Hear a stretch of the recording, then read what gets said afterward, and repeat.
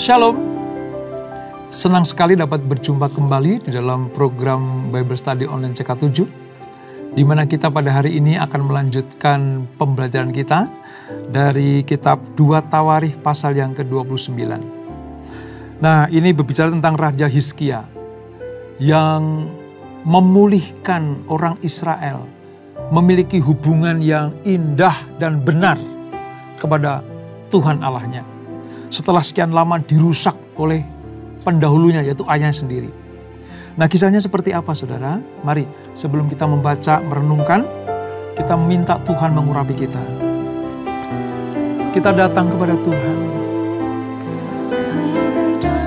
Kita akui bahwa Dia adalah Allah yang besar, Allah yang dahsyat, Allah yang agung dan mulia. Uralarabaya, ralarabaya, uralarabaya, ralarabaya,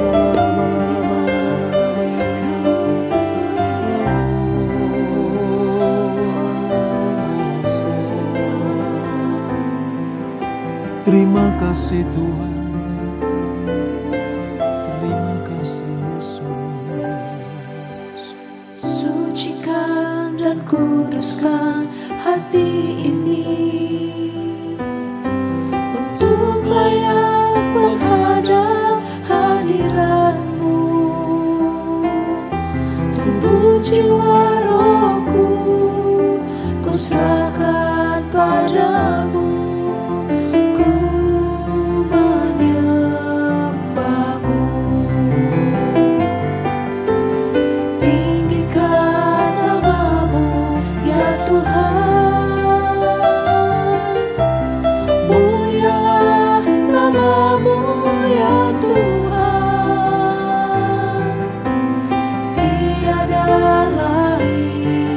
Seperti Engkau ya Allahku, besar kuasa-Mu.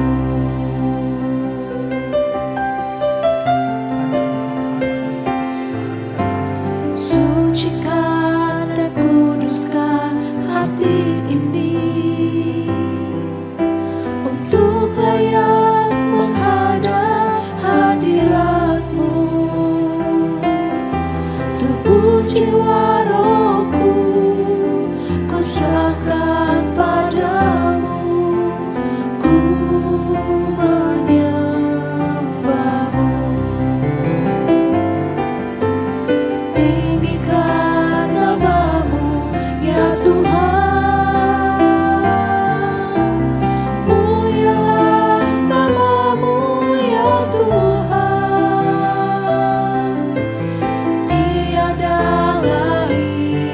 Seperti Engkau ya Allahku, besar kuasa-Mu. Tinggikan nama-Mu ya Tuhan. Mulialah nama-Mu ya Tuhan. Tiada lain seperti Engkau ya Allahku, besar kuasa-Mu. Tiada lain seperti Engkau ya Allahku, besar kuasa-Mu.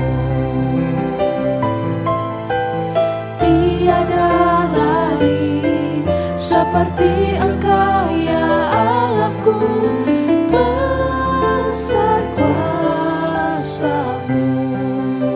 Amin, Yesus. Hanya Engkau satu-satunya Allah yang besar. Yesus Tuhan, nama-Mu agung, nama-Mu mulia, nama-Mu ajaib dan perkasa. Ralarabaya, ralarabaya, ralarabaya.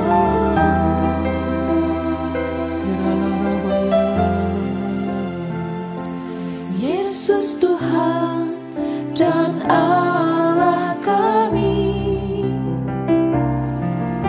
Engkau layak menerima pujian, hormat dan kuasa, sebab Kau telah ciptakan segalanya.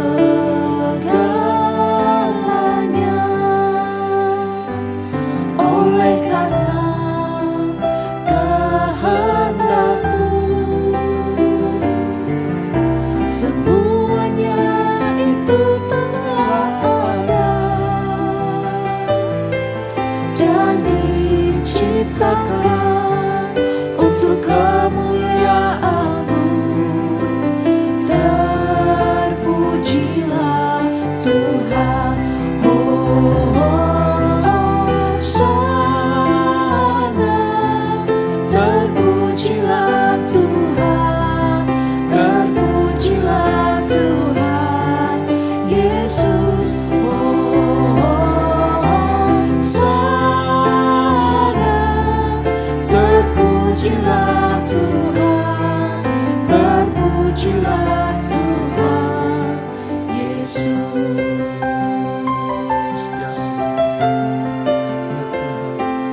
Yesus Tuhan dan Allah kami. Engkau layak menerima pujian, hormat dan kuasa, sebab Kau telah ciptakan segalanya.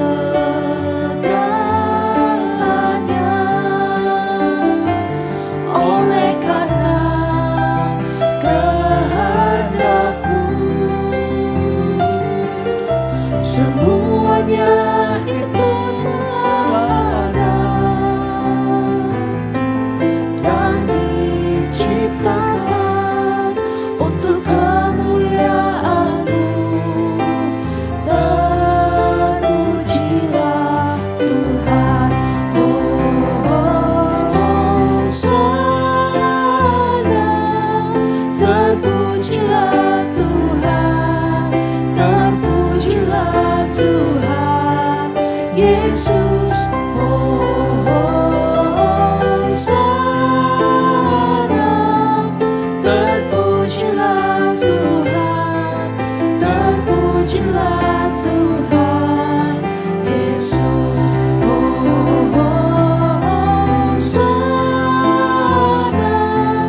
Terpujilah Tuhan, terpujilah Tuhan Yesus, Hosana. Terpujilah Tuhan, terpujilah Tuhan Yesus. Terpujilah Tuhan Yesus. Terpujilah Tuhan Yesus. Amin, amin. Hanya Engkaulah Allah yang patut disembah dan puji. Hanya Engkaulah Allah yang patut dielu-elukan oleh segala makhluk. Hanya Engkaulah Allah yang disanjung, dimuliakan. Sebab Engkaulah yang memiliki segala-galanya. Terima kasih Bapa, terima kasih Roh Kudus untuk urapan-Mu. Sekarang kami akan melanjutkan pembelajaran kami. Ajar kami mengerti apa yang Kau firmankan. Supaya lewat kebenaran firman ini, hidup kami semakin hari semakin serupa dan segambar dengan Kristus. Melakukan kehendak Allah pada zaman kami ini. Urapi kami Tuhan, di dalam nama Yesus. Mari yang siap belajar firman Tuhan, sama-sama kita katakan amin, amin, amin. Mari kita akan membaca dari 2 Tawarikh pasal 29 saudara. Ayat 1 sampai dengan ayat yang ke-11 terlebih dahulu. Pasal 29 ini menceritakan tentang Raja Hizkia. Kerajaan di selatan. Ibu kotanya di Yerusalem. Bagaimana terjadi pembaharuan-pembaharuan yang luar biasa. Nah, kisahnya seperti apa? Mari kita baca ayat 1 sampai ayat yang ke-11. Demikian firman Tuhan. Raja Hizkia Hizkia berumur 25 tahun pada waktu ia menjadi raja. Dan 29 tahun lamanya ia memerintah di Yerusalem. Nama ibunya ialah Abia, anak Zakaria. Ia melakukan apa yang benar di mata Tuhan, tepat seperti yang dilakukan Daud, bapa leluhurnya. Jadi, salah satu raja Israel bagian selatan, saudara, yaitu Yehuda, yang melakukan kebenaran-kebenaran selama memerintah adalah salah satunya Hizkia ini. Diceritakan bahwa dia raja yang benar. Nah, kebenarannya seperti apa? Tindakan apa yang membuat Hizkia disebut sebagai raja yang benar? Hizkia menguduskan kembali rumah Tuhan. Pada tahun pertama pemerintahannya, dalam bulan yang pertama, ia membuka pintu-pintu rumah Tuhan dan memperbaikinya. Ia mendatangkan para imam dan orang-orang Lewi dan mengumpulkan mereka di halaman sebelah timur. Katanya kepada mereka, "Dengarlah, hai orang-orang Lewi, sekarang kuduskanlah dirimu dan kuduskanlah rumah Tuhan, Allah nenek moyangmu. Keluarkanlah kecemaran dari tempat kudus. Karena nenek moyang kita telah berubah setia. Mereka melakukan apa yang jahat di mata Tuhan Allah kita. Telah meninggalkannya. Mereka telah memalingkan muka dari kediaman Tuhan dan membelakanginya. Bahkan mereka menutup pintu-pintu balai rumah Tuhan dan memadamkan segala pelita. Mereka tidak membakar korban ukupan dan tidak mempersembahkan korban bakaran bagi Allah orang Israel di tempat kudus. Sehingga murka Tuhan menimpa Yehuda dan Yerusalem. Ia membuat mereka menjadi kengerian, kedahsyatan, dan sasaran suitan seperti yang kamu lihat dengan matamu sendiri. Karena hal itulah nenek moyang kita tewas oleh pedang, dan anak-anak lelaki dan anak-anak perempuan kita berserta istri-istri kita menjadi tawanan. Sekarang aku bermaksud mengikat perjanjian dengan Tuhan Allah Israel, supaya murkanya yang menyala-nyala itu undur daripada kita. Anak-anakku, sekarang janganlah kamu lengah, karena kamu telah dipilih Tuhan untuk berdiri di hadapannya, untuk melayani Dia, untuk menyelenggarakan kebaktian dan membakar korban baginya. Nah, ini sepintas kisah bagaimana Hizkia mulai mengadakan pembaharuan kembali, lalu menguduskan rumah Tuhan yang sebelumnya raja-raja sebelum Hizkia ini melalaikan, bahkan menutup pintu-pintu rumah ibadah, memadamkan api-api yang ada di dalamnya. Padahal pernah kita pelajari, Allah hadir di baitnya, Allah hadir di tempat kudusnya, yaitu bait suci. Tapi sayang, Israel membelakanginya, bahkan tidak mengindahkan sama sekali. Dibangun dengan kemegahan oleh Salomo, tapi ditelantarkan oleh raja-raja berikutnya. Sampai pada masa Hizkia terjadi sebuah pembaharuan yang luar biasa. Nah, saudara, perlu saya ingatkan, kita pernah pelajari ya di dalam 2 Raja-Raja pasal yang ke-18, kalau saudara ingat. Hizkia ini adalah raja yang ke-13 dari kerajaan selatan atau Yehuda. Dia memerintah mulai dari umur 25 tahun. Tepatnya tahun 725 sampai 697 sebelum Masehi. Dan bapaknya adalah Ahaz. Ini raja yang gak benar, raja yang jahat, yang dimurkai Tuhan. Nah, sadar akan hal itu, maka Hizkia mengadakan pembaruan-pembaruan dan melanjutkan ibadah yang benar dari orang Israel kepada Allah. Hizkia adalah seorang raja yang kuat, saudara. Dan secara politis, secara internasional, keputusan-keputusan itu bijaksana. Dalam soal politik, ketika dia menjalankan hubungan dengan bangsa lain atau kerajaan lain, ia berhadapan dengan persoalan, apakah ia harus menggabungkan diri dengan Asyur atau kepada Mesir. Ya. Nah, ketika menimbang hampir lamanya 10 tahun, dia tidak mengambil keputusan. Mau gabung sama Asyur pada waktu itu ya, kerajaan atau bangsa yang ditakuti besar itu Asyur, Mesir, nanti termasuk Babel itu saudara. Ya. Hizkia belum mengambil keputusan selama 10 tahun. Akhirnya setelah 10 tahun berlalu, ia menggabungkan diri dalam sebuah persekutuan yang memusuhi Asyur. Itu pengertian atau orang mengenal sosok Hizkia itu seperti itu. Karena apa? Dia tidak serta-merta cepat bisa dibujuk. Dengan penuh pertimbangan dan kebijaksanaan, Hizkia memutuskan kepada siapa dia bergabung. Tentunya saya yakin kalau diawali dengan kebenaran, pasti hidupnya akan dalam kebenaran. Dia pasti minta petunjuk Tuhan. Kemana kami harus bergabung. Itu ya latar belakang Hizkia sebagai Raja Yehuda itu seperti itu. Dia terkenal dengan kesalehannya saudara. Dan sebenarnya kekuatan Hizkia adalah dia melawan segala kemurtatan yang pernah dibangun oleh ayahnya. Ya, yang tidak tunduk kepada keputusan Allah. Dengan berani Hizkia merubah tatanan, merubah cara hidup orang Israel, khususnya kerajaan selatan. Tidak boleh melakukan ya melalaikan hubungan dengan Tuhan Allah Israel. Jika ayahnya yaitu Ahaz telah mengubah Yerusalem menjadi tempat penyembahan berhala dan kedursilaan, Hizkia membersihkan bait suci. Hizkia membersihkan bait Tuhan, bait Allah itu dari segenap pencemaran. Ini pasal 29 kita akan belajar seperti itu. Belum lagi nanti di pasal yang ke-30 setelah kita pelajari hari ini. Pasal 30 Hizkia itu melakukan hal yang luar biasa. Apa itu? Melanjutkan perayaan Paskah dilakukan dengan hikmat. Dulu disepelekan, dulu ditiadakan. Padahal peristiwa Paskah itu perayaan terbesar bagi orang Yahudi. Bagaimana mereka dibebaskan dari pembunuhan anak sulung waktu di Mesir. Ya, kata Paskah atau Pesach itu kan dilewati oleh malaikat maut. Harusnya orang Israel turun-temurun seperti perintah Musa. Dilakukan oleh bangsa-bangsa, oleh orang-orang Israel berikutnya. Tapi pada masa pemerintahan Ahaz, bapak dari Hizkia ini, Paskah ditiadakan.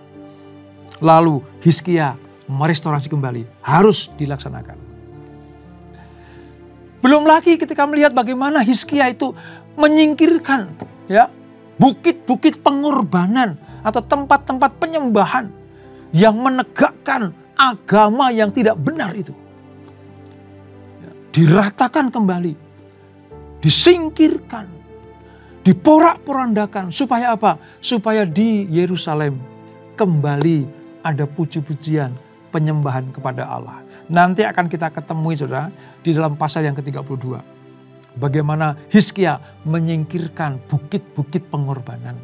Tempat penyembahan berhala itu diganti dengan menegakkan agama atau ibadah yang berkenan kepada Tuhan. Itu masalah agama. Masalah kerohanian bangsa Israel. Hizkia juga punya kepandaian, keterampilan untuk apa? Menjalin kerjasama dalam bidang politik. Jika Ahaz dengan wawasan yang dangkal menyerahkan diri kepada Asyur, itu bapaknya ya, Ahaz itu bapaknya Hizkia, menyerahkan diri kepada Asyur. Berbeda dengan Hizkia. Hizkia merencanakan dan berjuang demi kesejahteraan dan kemerdekaan sejati dari kerajaan Yehuda. Ya, walaupun memang tidak selalu bijaksana saudara. Ya, kadang ada nanti akan kita temui ya bagaimana ada kesalahan-kesalahan juga dalam diri Hizkia. Tetapi cara-cara Hizkia ini menghasilkan sebuah hasil yang luar biasa. Ada hasil yang benar. Makanya dikatakan ini raja yang benar. Yang namanya manusia, ya kan? Ada sedikit bimbang mungkin, ragu atau salah pengambil keputusan, tetapi kembali lagi. Ini saudara. Itulah sebabnya kenapa Hizkia dijuluki sebagai raja yang benar dari kerajaan Yehuda atau selatan. Ini. Saudara tahu? pada masa Hizkia disebut sebagai raja yang benar di mata Tuhan, tepat seperti yang dilakukan Daud. Perhatikan ayat yang kedua. Ini merupakan sebuah apa? Fondasi yang penting.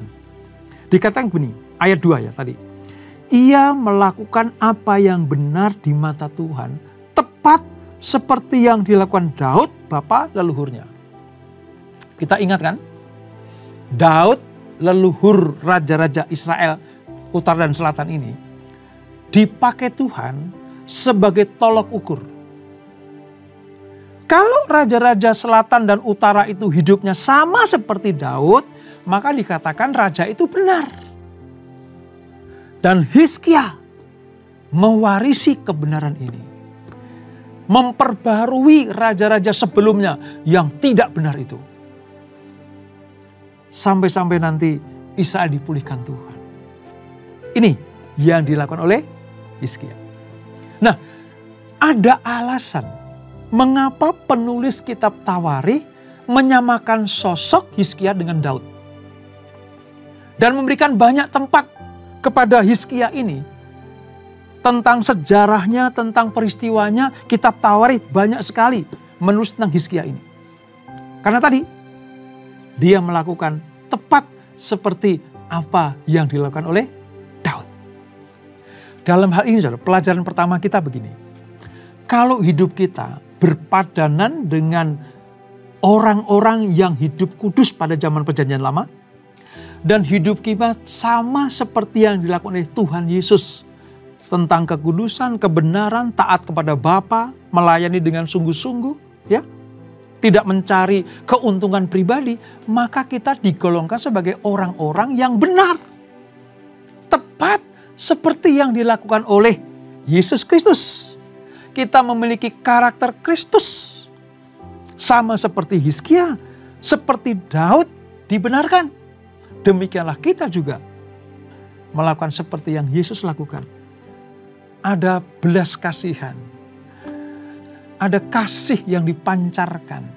Tolok ukurnya siapa? Yesus. Dulu raja-raja Israel dan Yehuda tolok ukurnya Daud. Nah, pola seperti ini tetap berlaku.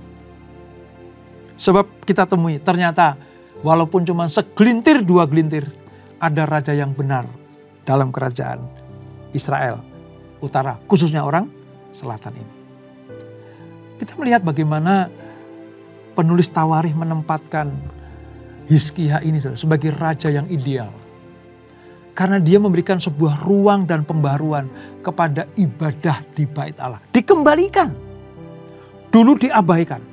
Saya bisa membayangkan pada raja-raja sebelum Hizkia ini. Itu bait Allah itu, waduh, gak dirawat, gak diatur, gak dipelihara. Mangkrak. Kata yang paling tepat, mangkrak. Tapi oleh Hizkia dibersihkan kembali. Bukan cuma bangunannya, tapi ritual-ritual ibadahnya dikembalikan. Cara penyembahannya dikembalikan seperti semula. Siapa yang melayani dikembalikan seperti semula. Itu Hizkia. Hizkia juga melakukan banyak hal penting bagi bait Allah. Bahkan tindakannya untuk menguduskan bait Allah ini dilakukan dengan segera. Ingat ya tadi ya, pada bulan pertama di tahun yang pertama dia memerintah. Artinya begini, Hizkia memandang perlu rohaninya dibenerin dulu. Rohani kerajaan termasuk rakyat-rakyatnya, pegawai-pegawainya, ya, itu dibenerin dulu. Hal yang sifatnya rohani diutamakan dulu. Nanti berikutnya tentang ketatanegaraan, hukum-hukum moral dan sosial, semua diatur setelah yang rohani didahulukan. Hal yang seperti ini yang Tuhan ingin kita mengerti dan lakukan. Hal seperti ini, contoh-contoh seperti inilah yang Tuhan ingin gerejanya melakukan. Anak-anak Tuhan melakukan. Utamakan rohanimu dulu. Ingat ya, ada firman bilang kan, carilah dahulu kerajaan Allah dan kebenarannya, semuanya akan ditambahkan. Jadi nanti kalau saudara baca ayat itu, ingat, Hizkia sudah melakukannya. Yang rohani dulu, kebenaran dulu dimunculkan, takut akan Allah dan penyembahan kepada Allah yang benar itu didahulukan, maka yang lain akan mengikutinya.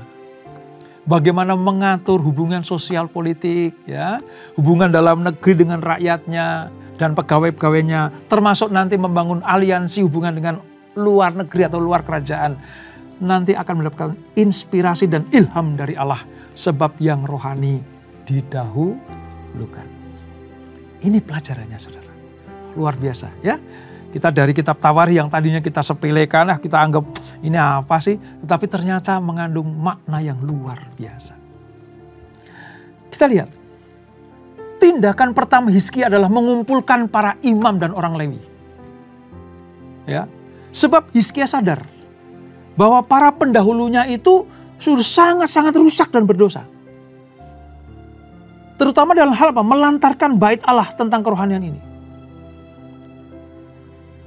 Hizkia mengembalikan pikiran, perasaan, hati orang Israel, khususnya kerajaan selatan, harus kembali kepada Tuhan.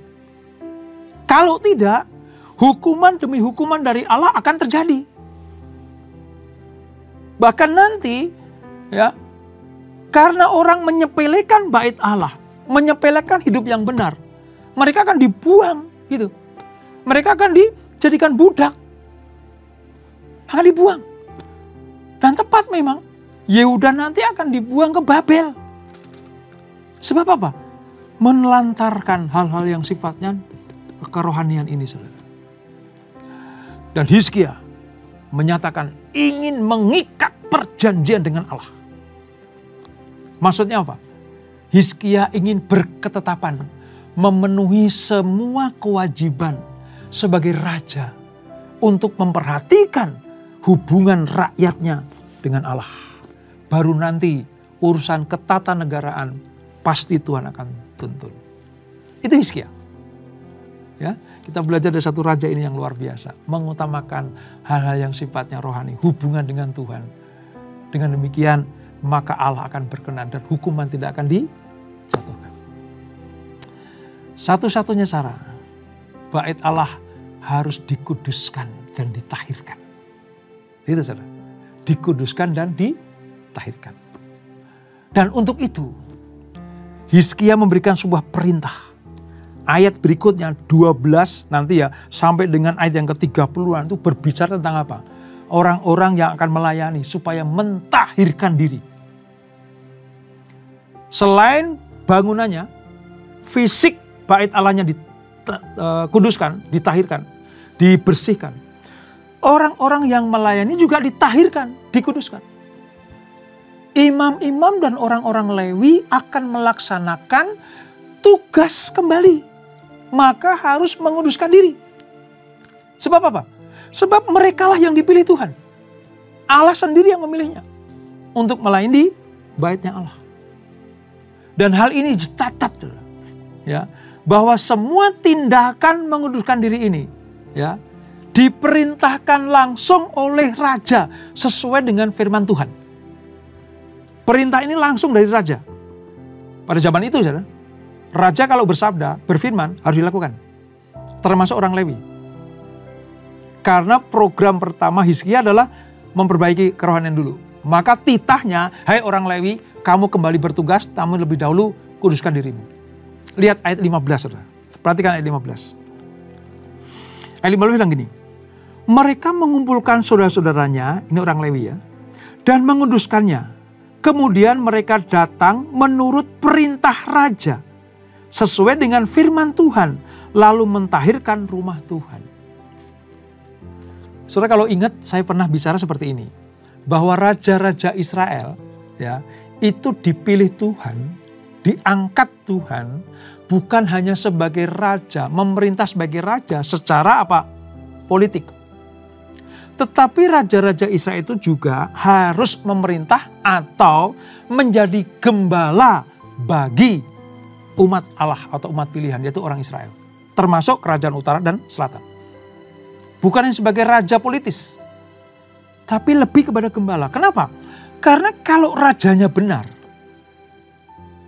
kalau gembalanya benar, maka domba-dombanya, rakyatnya akan dibawa kepada kebenaran. Ingat ya, kita pernah membahas raja namanya Raja Ahab kan? Yang punya istri namanya Isabel. Rajanya jahat, istrinya super jahat lagi. Sehingga apa? Menyeret bangsa Israel kepada penyembahan-penyembahan berhala yang dibawa oleh Isabel. Rajanya nggak benar. Maka terseretlah umat Allah menyembah berhala-berhala.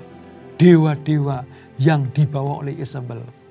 Dan Raja Ahas menyetujuinya. Raja Ahab pada waktu itu menyetujuinya. Nah, Hizkia nggak mau. Aku sebagai raja sekaligus gembala bagi umatku. Memang urusan tata ibadah Bani Lewi. Ingat ya, kita harus bisa membedakan itu. Urusan tata ibadah, sembahyang, membawa korban itu Bani Lewi urusannya. Tetapi sebagai gembala itu raja. Dan tipe gembala dalam diri seorang raja sudah diberikan sebuah teladan dari dalam diri Daud. Harusnya raja-raja Israel mengaca pada itu. Melihat ya blueprint Raja Daud ini. Selain sebagai raja, urusan-urusan politik kendegaraan, memperluas wilayah, ya kan gitu. Tapi juga apa? Urusan dia sebagai raja, gembala yang mengatur, yang memberikan perintah, memberikan dekrit raja untuk hidup benar di hadapan Tuhan. Dan itulah yang dilakukan oleh Hizkia. Selain sebagai raja, dia adalah gembala bagi orang Israel. Itu ya, kita mengerti sekarang ya. Kalau urusan ibadah, orang Lewi. Tapi kalau urusan tentang bagaimana rohani orang Israel harus benar di mata Tuhan, itu tanggung jawab raja. Sebab kalau rajanya nggak benar, akan menyeret domba-dombanya, rakyatnya, hidupnya juga tidak benar. Terbukti kan? Zaman bapaknya Hizkia yaitu Raja Ahas, bagaimana dia menyeret orang Israel, menyeret orang Yerusalem, orang Yehuda kepada penyembahan di bukit-bukit pengorbanan selain bait suci. Dan itu menyakiti hati Tuhan.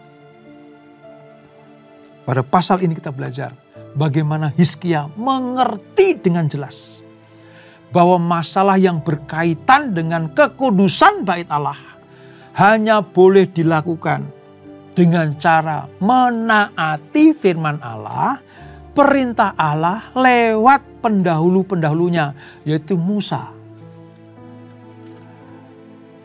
Musa perintahkan apa? Dilakukan oleh Daud. Musa perintahkan apa? Dilakukan oleh penerusnya. Dan ketika ada gap, ada putus hubungan antara hukum Musa yang harus dilakukan oleh bangsa Israel, dipelopori oleh raja-raja yang jahat, baik dari utara maupun selatan. Disitulah Tuhan sepertinya berdiam diri, tidak mau berurusan dengan bangsa Israel, karena rajanya berbuat jahat. Puji Tuhan, hari ini kita belajar satu raja yang benar, Raja Yehuda, yang hidupnya berkenan kepada Tuhan. Nah, pelajaran apa yang dapat kita petik, saudara? Sekali lagi ya, khususnya bagi para pemimpin, bagi para leader, ya siapapun kita, gembala, entah gembala gereja, gembala kul, gembala-gembala persekutuan, komunitas orang-orang percaya. Kalau jadi pemimpin, milikilah rasa takut akan Tuhan. Utamakan hal-hal yang sifatnya rohani. Supaya apa? Supaya domba-domba yang dititipkan Tuhan kepadanya itu dibawa ke jalan yang benar. Kepada kehendak Tuhan yang hakiki. Tidak menyimpang ke kanan dan ke kiri. Supaya hukuman Tuhan tidak dijatuhkan. Tetapi diganti dengan kemuliaan dan berkat-berkat yang melimpah. Yang kedua, masalah kekudusan, kesucian. Seperti yang kita nyanyikan tadi, sucikan dan kuduskan hati ini. Itu artinya apa, saudara? Dalam setiap langkah hidup kita, termasuk pelayanan kita, harus dilandasi atas kemurnian hati, kekudusan, dan kesucian. Sebab bait Allah adalah suci. Wow, cerdasnya dan berhikmatnya Hizkia membuat orang Israel kembali untuk beribadah dengan cara yang benar dan menyenangkan hati Tuhan. Dan nanti pada pertemuan berikutnya kita akan mempelajari bagaimana Hizkia merayakan kembali hari raya Paskah, hari yang besar, yang sampai dengan saat ini, saudara. Kalau saudara ke Israel, perayaan Paskah itu mewah dan megahnya, ramainya, itu menggantikan perayaan-perayaan yang lain. Paskah itu terbesar. Paskah itu hari yang terbesar. Nah, dulu ditiadakan. Dulu dihapus dari kalender raja-raja. Perintah raja, dekret raja, Paskah tidak diharuskan. Tapi begitu raja berganti, dipimpin oleh Hizkia, Paskah kembali dilakukan. Artinya apa? Israel dibawa kembali kepada hakikat sebagai bangsa pilihan Tuhan. Sudah tahu? Hanya orang pilihan Tuhan, bangsa pilihan Tuhan. Dalam hal ini sekarang nih, hanya orang Kristen kan yang merayakan Paskah. Yang lain ikut libur. Tapi orang Kristen, kita bangsa pilihan, anak-anak pilihan itu merayakannya. Itulah sebabnya mengapa kita harus merayakan hari-hari raya yang Tuhan tetapkan. Supaya kita ingat bahwa lihat kebaikan Tuhan, kasih Tuhan, kita diselamatkan. Seperti Hizkia membangun kembali hubungan dengan Tuhan, dipulihkan, ya, diperbaharui, diadakan kembali. Demikianlah kita. Ayo, kalau sudah rasanya mangkrak rohani kita, rasa-rasanya sudah tidak benar kehidupan rohani kita, rasa-rasanya disibukkan dengan masalah dunia ini, masalah pekerjaan, masalah lain di luar kerohanian. Ayo saudara, utamakan ini dulu. Sekali lagi ya, saya ingatkan, carilah dahulu kerajaan Allah dan kebenarannya, maka semuanya akan ditambahkan. Ini mengacu kepada mengutamakan yang rohani dulu, nanti yang jasmani pasti akan mengikutinya. Dan itulah 2 Tawarikh pasal yang ke-29. Kita tundukkan kepala. Bapak, terima kasih untuk anugerah-Mu. Kami belajar bagaimana Hizkia melakukan pembaruan-pembaruan, mengaktifkan kembali kehidupan rohani bangsa Israel setelah sekian lama ditiadakan oleh raja-raja sebelumnya. Hizkia dijadikan atau disebut sebagai raja yang berkenan pada Allah karena dia melakukan segala sesuatu tepat seperti yang Daud lakukan. Artinya, Hizkia melakukan apa yang benar, mendahulukan hal-hal yang sifatnya rohani. Sebab Hizkia tahu, ketika hubungan Israel dengan Tuhan benar, ketika hubungan bangsa-bangsa Israel, kerajaan Israel benar di mata Tuhan, maka Allah berkenan mencurahkan rahmat, berkat, dan kehadirannya di tengah bangsa pilihan ini. Terima kasih Bapak untuk teladan Hizkia yang luar biasa. Kami percaya Hizkia juga punya kelemahan, tapi dia berusaha untuk melakukan hal-hal yang benar, dan itu menyukakan hati Tuhan. Terbukti semua tata ibadah Israel dipulihkan kembali, diadakan kembali. Bahkan tentang kekudusan kesucian digiatkan kembali. Sebab rumah Allah adalah rumah doa, rumah atau bait suci, tempat di mana Allah hadir. Dan kalau Allah hadir, berkatnya pasti dicurahkan. Ampuni kami, kalau kami tanpa sadar hari ini ditegur bahwa rohani kami sedang mangkrak, sedang tidak aktif, penuh dengan rumput-rumput ilalang.